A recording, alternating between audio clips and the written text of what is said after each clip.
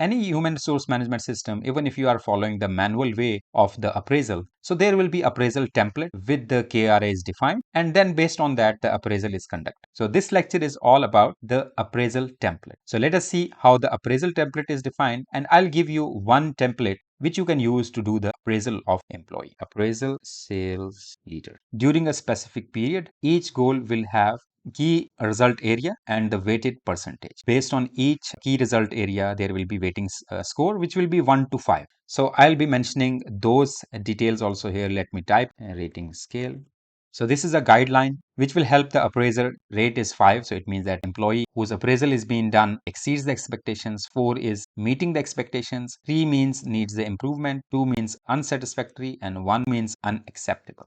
Let us add the key result area with the weightage percentage.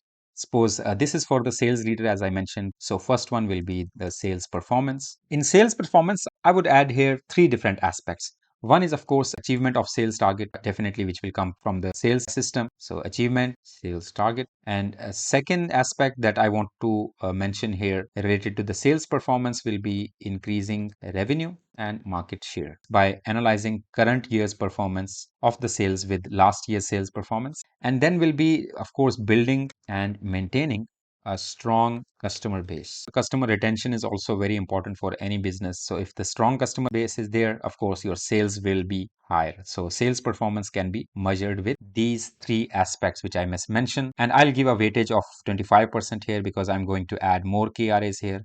So another key result area that I want to mention here is the customer service. Of course, customer should be satisfied when the customer is dealing with the company. So what aspects should be covered with the customer service performance? It should be ensuring high level of customer satisfaction, and this could be, of course, done through the customer satisfaction surveys. It could be the physical survey where the customer feedback is taken, and then the customer's feedback can be taken through an automated survey also, which can be sent to the customer, or it can be through the phone calls. So this is one of the customer service performance aspect. And another performance aspect is resolving customer complaints efficiently. It is, of course, sales leader's responsibility to make sure that customer complaints are resolved efficiently. Customer retention rate is also very important, which I mentioned in above key result area also, that strong customer base. But here I will mention the customer retention rate. So which means that how many times customer has been continuously with this business. I'll mention here improving customer retention rate, and data can also come through the system. So all these aspects can be first of all monitored, and then based on that the ranking will be done, which I'll mention you in next lecture. I'll give a weightage of 15. Then, of course, depending upon the type of company that you are working in, I must mention here the project management aspect also. Of course, project management is one of the important aspect, because if you are not delivering the project on time, if you are not able to manage the project efficiently, then of course it will affect overall performance of an organization. So I must mention here the project management aspect also. Of course, you must deliver the project on time within budget. So delivering project with triple constraint. This is, of course, a PMP term, means time, cost, and quality. So which means that the project is within the time, within the budget, and with agreed quality with the customer. So this is the project management concept. Then, of course, we need to ensure that project objectives are met.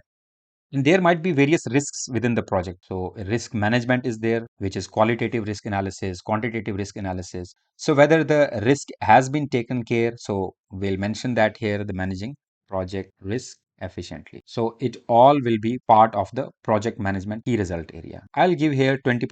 Of course, this is crucial aspect for any organization. So we'll move to next key result area, quality of the product, project, or the service, or the process. Quality assurance is one of the key result area which I'll mention here related to the products and services which a company is providing. So I'll mention here maintaining high quality standards in products and services. And second aspect within the quality assurance will be our quality is not up to the standard. So we need to implement some quality improvement initiatives. So implementing quality improvement initiatives. When quality assurance comes, it is not only related to the products and services only, it is also related to the process. So there are various processes which a person is taking care of. So during that process, how many errors are there? How many defects are there? So those all defects should be reduced. If it comes to the data entry related person, so quality assurance in data entry will also be that reducing errors in the data entry. So I must mention here reducing defects and errors. This is the most important aspect of it. I will give here 10% weightage. Next key result area that I'll be talking about is team leadership. template is created for sales leader, you will definitely mention the team leadership result area also here. If this person is not leader, maybe you can skip this particular one and you can have another key result area. So for this role, of course, I'll add a team leadership key result area. Team leader has to make sure that proper guidance and directions are provided to the team. And of course, it is also important for a leader to motivate the team and develop their skills, also helping them to develop the skills. And it is also important for the team leader to make sure that positive culture is promoted. So these three aspects I'll mention here within the team leadership key result area. So I'll mention here providing guidance and directions to team members. And another aspect which I mentioned here was motivating and developing team members. And another aspect which I mentioned, of course, was the promoting a positive team culture. So it will be promoting positive team culture. Of course, rating will be definitely based on this particular key result area. You cannot validate through the data coming from the system. So you can also do 360-degree review to understand these aspects also. Overall weightage which I'll give here will be 15%. The team leader must be creative and innovative. If the team leader is not creative and innovative with the change of technology, with the rapid change in the businesses, with the agility in the businesses, the leader is not able to adopt to those innovative ideas, create those creative ideas, it will not definitely help the organization to grow and that team leader to grow. I will mention here innovation and creativity. Of course, it may not directly impact the sales performance, but appraisal is not only on sales performance. These are all the aspects that must be taken care of. So I'll mention here generating new ideas and of course solutions. So what new ideas for the sales will be there? What new solutions can be sold?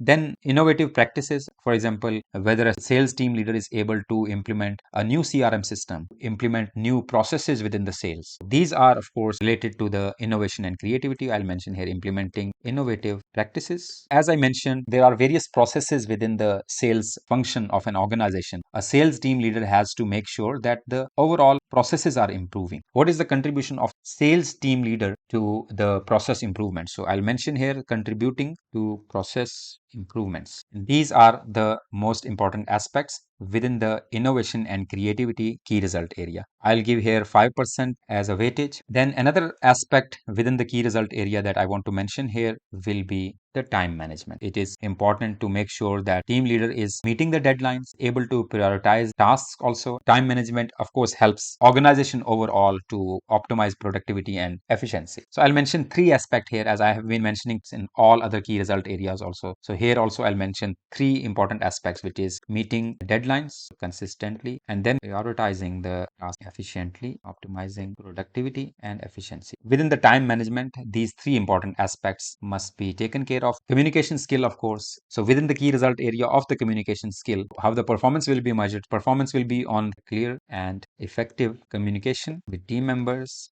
and stakeholders. And then active listening and feedback. So communication skill, of course, includes listening as well. Sometimes there might be difficult conversation within the company, within the team members, even with the customer, even with the supplier. So whomever this person is dealing, so all these stakeholders are part of that. So how the difficult communication is handled. So I'll mention here handling difficult conversations professionally. So these are three aspects within the communication skills. Skill assessment is something else. So I'm not talking about skill assessment here. I'm talking about performance evaluation based on the communication skill. So here also I'll be giving 5% weightage here. For a leader, it is very important to take care of the employee development. I'll mention here employee development. It is important for the leader to make sure that training needs are identified and addressed, to support the employee for the professional development and growth within the organization. And it is also to provide the coaching and mentoring. Responsibility is not only to improve the sales performance. Employee development or the people who are working with that leader, it is very important. First of all, I'll mention again three aspects here. One is the identifying and addressing training needs, and then it will be supporting the professional growth of team members. As a leader, you of course have to provide the coaching and mentoring. So providing coaching and mentoring. So these are three aspects of this, and here also I'll give 5% as a weightage. So this is complete here. So I'll just delete the additional row and save it. So you can see here it is 105 right now. I'll be just changing some project management. I'll add maybe 15%.